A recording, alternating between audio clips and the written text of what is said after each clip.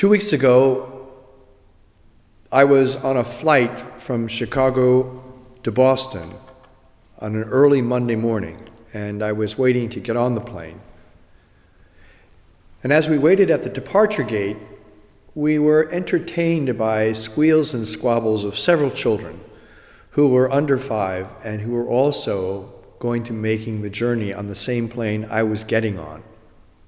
Now, I don't know if I said this yet, but I need to tell you, it was 6 o'clock in the morning.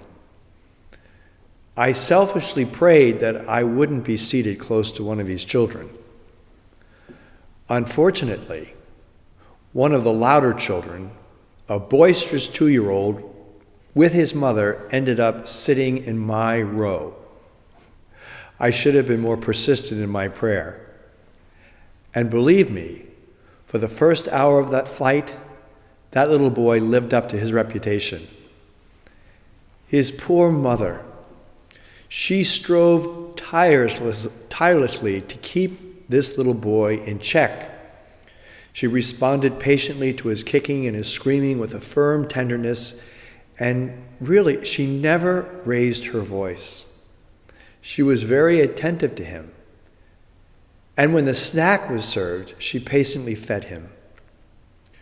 And he only responded with more demands and more crying, but she persevered. Her patience was rewarded, and my prayers were answered. He fell asleep, stretching his little body across the 2 seats that he and his mother were sitting in. And his mother, to give him a little more comfort, leaned her body against the window side of the plane, very careful not to disturb him. And for a while, peace reigned in my row. I was hoping that we would both have at least an hour of quiet rest. At one point, when I looked over, I saw the mother, and she had turned her face toward the window of the plane as if she were looking out, but her head was bowed, and her hands were very unobtrusively outstretched, like hands in supplication, but it was almost unnoticeable. And then I realized she was praying.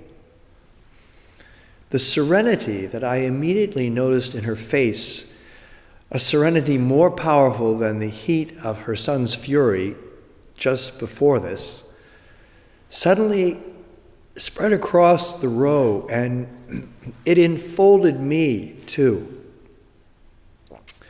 Like her, for a few moments, I closed my eyes, and I heard the words of the gospel, "When you pray, go to a quiet place and close the door." I realized she had closed her door, and this was quite obvious to me. And it became obvious to the stewardesses who came up the aisle with their drink trolleys, because they never asked her, they just passed her by. Really, she was perfectly still, and her little child slept so peacefully. She was with God. Now, I had been sitting across the aisle and heard 2 men who were dressed in their military fatigues. I heard them talking about their tour of duty in Afghanistan, and it was pretty amazing. I admired their courage, and I was deeply grateful for their sense of duty. But then I became aware of this.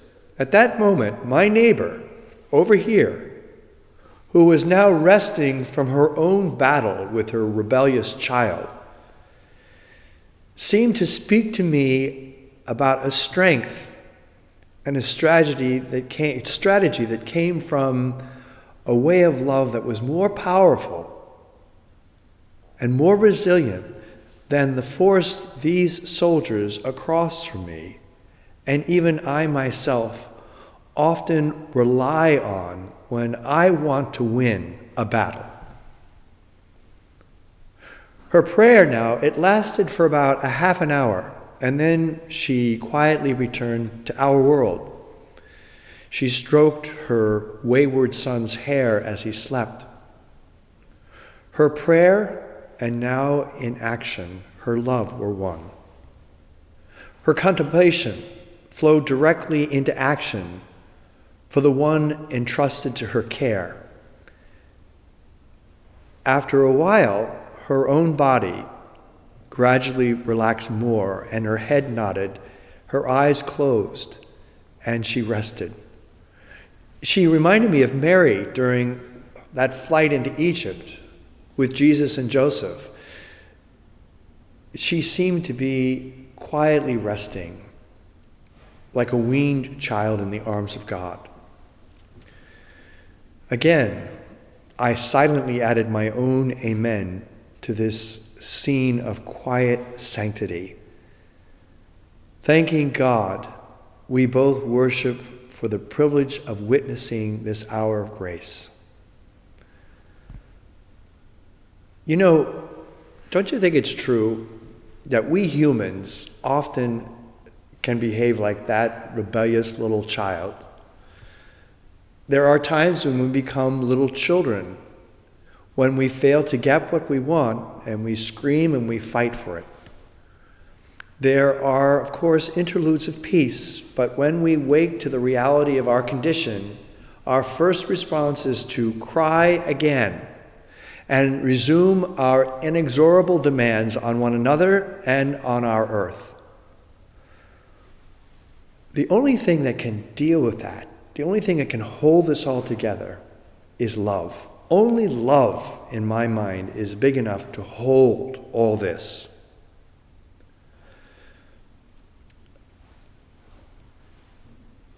This image of this woman, which I witnessed 2 weeks ago, still remains very much front and foremost in my memory. It had such an impact on me. I saw the face of God in the heart of a loving mother. Love is gentle. Love is kind. Love is patient and long-suffering. Love does not return rage for rage, but seeks to calm rage with quiet reason. Love doesn't coerce, it draws and coaxes. Love shows itself in actions and not just in words. Love knows that to prevail, it must remain connected to its source, and that is God. And so love even enables this woman to pray. Now, there are so many beautiful images of Mary, the Mother of God. But what I love about this life of ours, this Christian life, is that not only do we need or do we have artists that paint for us beautiful images that we can use that help us to see God and to see Mary, but in our ordinary daily events, we encounter or experience someone or something that reawakens that memory of God's presence. And 2 weeks ago, on an early morning flight from Chicago to Boston, I saw an image of Mary through a woman that helped me to remember how tender Mary's love is for all her children. That woman's silent presence and her prayer reminded me with eloquence beyond words of the abiding truth that Mary longs to hold all our tensions in the healing and the transforming light of her Son, Jesus.